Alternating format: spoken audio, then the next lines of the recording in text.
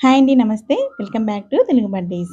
ఈరోజు వీడియోలో ఓట్స్ స్మూతీని చూపించబోతున్నానండి. ఈ స్మూతీ వెయిట్ లాస్‌కి, వెయిట్ మేనేజ్‌మెంట్‌కి బెస్ట్ సొల్యూషన్ అని చెప్పొచ్చు.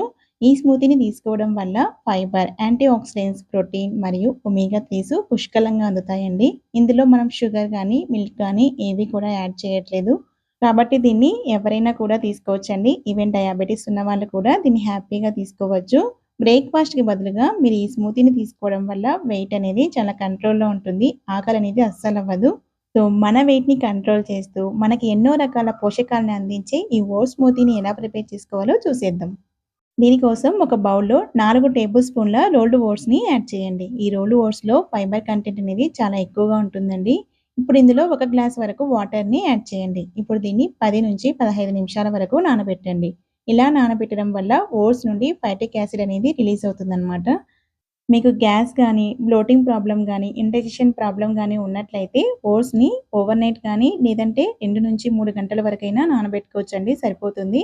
15 నిమిషాల తర్వాత ఓట్స్‌ని ఇలా చేత్తో పట్టుకొని చూస్తే చాలా చక్కగా స్మాష్ అవుతాయండి. ఇప్పుడు వీటిని ఒక స్ట్రైనర్‌లోకి తీసుకొని వాటర్ అన్నిటిని వడగట్టుకోవాలి.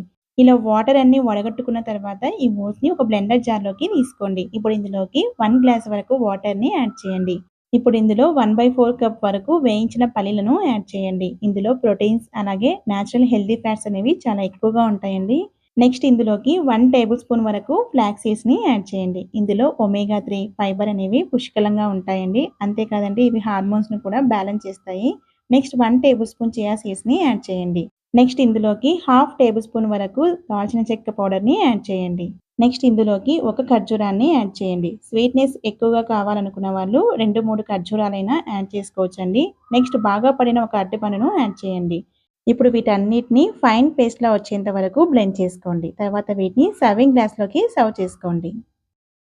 తర్వాత గార్నిష్ కోసం 1 టేబుల్ స్పూన్ వేయించిన పల్లీలను, చిటికెడు దాల్చిన చెక్క పౌడర్‌ని వేయండి. అంతే అండి. ఎన్నో రకాల పోషకాలను అందిస్తూ మన వెయిట్‌ని కంట్రోల్‌లో ఉంచే ఓట్స్ స్మూతీ రెసిపీ రెడీ. ఈ రెసిపీని మీరు ఎప్పుడైనా కూడా తీసుకోవచ్చండి. ఈ రెసిపీ గనక మీకు నచ్చినట్లయితే లైక్ చేసి మీ ఫ్రెండ్స్‌కి, రిలేటివ్స్‌కి కూడా షేర్ చేయండి. మరిన్ని సింపుల్ అండ్ టేస్టీ రెసిపీస్ కోసం తెలుగు బాటీ ఛానెల్‌ని సబ్స్క్రైబ్ చేయండి. Thank you for watching.